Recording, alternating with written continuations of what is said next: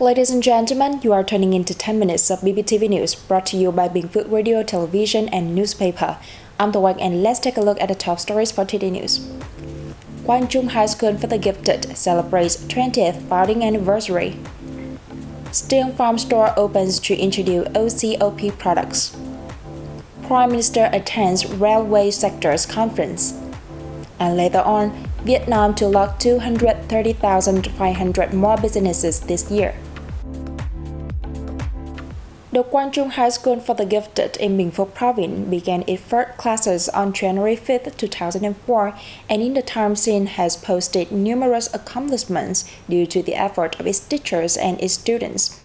Over the past 2 decades, the school has educated over 4,000 students, or graduated, with over 99% gaining admissions to the university of their choice. Notably, the school achieved the top ranking in the National University entrance exams 1 year and was second in 2 years. Dozens of former students have been recognized as outstanding university students, and many have made significant contributions to various industries and fields. The school identity is rooted in its educational philosophy, which emphasizes self-study, self-training, and the cultivation of core values such as discipline and ethics. On the occasion of its anniversary, the Chung High School for the Gifted has entered into a 10-year partnership with the Trường Tươi Bình Phước Group Joint Stock Company, which will contribute 200 million Vietnam dong each year to support its operations. The Billionaire Farmers Club in Bình Phước Province recently launched the Steel Farm Store, which aims to connect and distribute local products, one commune, one products, and regional specialties. The store will be a hub connecting and promoting local OCOP products and specialties. It aims to establish a value chain for agricultural products that meet safety standards and possess quality certification to boost efficiencies and increase products' value. It also aims to facilitate trade links between manufacturers and customers, enabling agricultural products to be sold online. Mr. Trần Văn Vinh, chairman of the Bình Phước Provincial Farmers Association, said the store will showcase over 130 OCOP products from the province.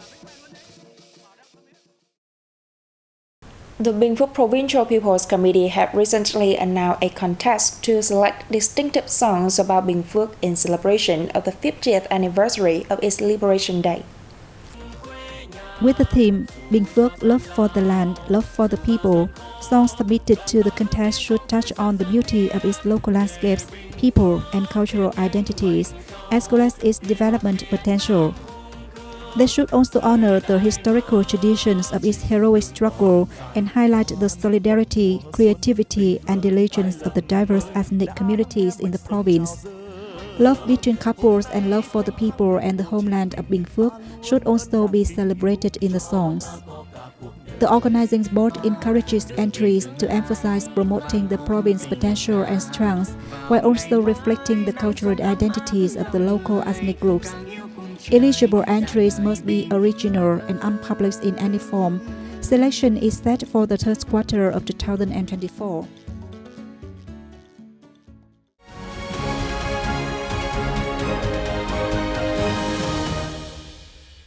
Now let's move on to the top stories around the country. First of all, we have a report on activities by the State President Võ Văn Thưởng. State President Vo Van Thuong on January 9th handed over appointment decisions to 26 ambassadors and heads of Vietnamese representative agencies abroad for 2024 to 2027 and assigned tasks to them.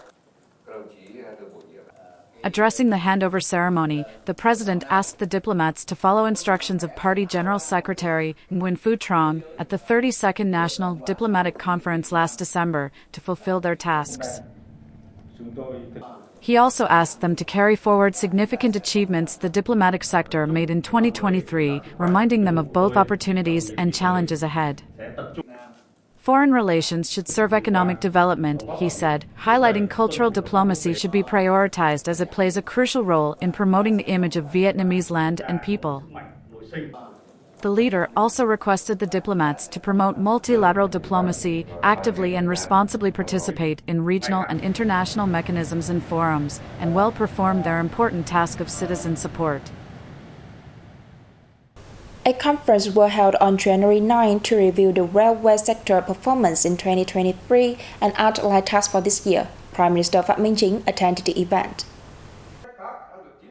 Reports delivered at the conference showed that the Vietnam Railways Corporation had achieved a number of achievements in 2023, such as launching and exploiting a number of new routes, strongly reducing the number of railway accidents, and transporting a total of 4.6 million tons of goods and 6.1 million passengers, among others. Speaking at the conference, Prime Minister Pham Minh Chinh praised the achievements of the railway sector. However, the head of the government said that the sector has not developed to match its history and the people's wishes. He also pointed out the limitations that the sector must overcome in the coming time to affirm its important position and role in the national transport system. Earlier on the day, Prime Minister Pham Minh Chinh visited and inspected Hanoi Station and SE19, the high-quality passenger train connecting Hanoi and Da Nang. Talking with passengers, the Prime Minister hoped that people would continue to support the railway sector, and at the same time give opinions to help the sector better serve the increasing demand. Vietnam was named among Asia-Pacific's 3 top-performing markets in the first half of this year, beside India and Japan. The business and financial news site CNBC says Vietnam expects to see a GDP growth rate of between 6% and 6.5% in 2024 on the back of robust import and export, as well as stronger manufacturing activity. It said the optimism in the Vietnamese market has also led to a more than 14% surge in foreign direct investment last year compared with 2022. An expert of Vina Capital Group was cited as saying now is the right time for investors to enter Vietnam stocks. The average daily trading volume in Vietnam has gone from $500 million a year ago to about $1 billion daily today. A Maybank Securities Vietnam expert suggested investors also be bullish on Vietnam's e-commerce sector as the country is seeing 20 to 30% year-on-year growth every day. The Vietnamese market is expected to welcome 230,500 more enterprises, both newly established and those resuming operations this year. The General Statistics Office reported the number of freshly established firms is projected to rise by 2% year-on-year, reaching approximately 162,500. Concurrently, around 68,000 others will be back to operation, marking a 16% increase.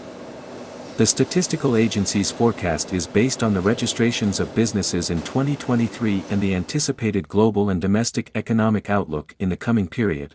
However, challenges persist as major economies and Vietnam's trade partners and key investors are still experiencing slow and unsustainable recovery, coupled with weak consumer demand, increasing protectionism, and unfavorable global and regional developments. As a result, the number of businesses exiting the market this year is forecast to be higher than 2023, albeit at a significantly slower pace than during the COVID-19 period. The monthly average income of Vietnamese laborers in 2023 topped $291 per person, up 6.9% compared to previous year. The General Statistics Office said the average income of male and female workers stood at 8.1 million Vietnam dongs, equivalent to about $333, and 6 million Vietnam dongs, equivalent to $346, respectively. In the fourth quarter of last year, the living standard of workers was improved as the average income rose by $7.40 per month compared to the previous quarter to $300, or 2.5% quarter-on-quarter, nearly doubling the rate recorded in the fourth quarter of 2022, the time just after the end of the COVID-19 pandemic. The improvement in income for laborers was attributed to enterprises ramping up production and business activities driven by an increasing number of orders. Increase in average income in the last quarter of 2023 was seen across regions nationwide, with the Red River Delta region experiencing the highest growth of 3.5% quarter-on-quarter and 8.2% year-on-year. And that has just wrapped up our bulletin today. To rewatch our news, please download BPTV Go or visit our website, YouTube channel. Thanks for watching and see you in our next bulletin. Goodbye for now.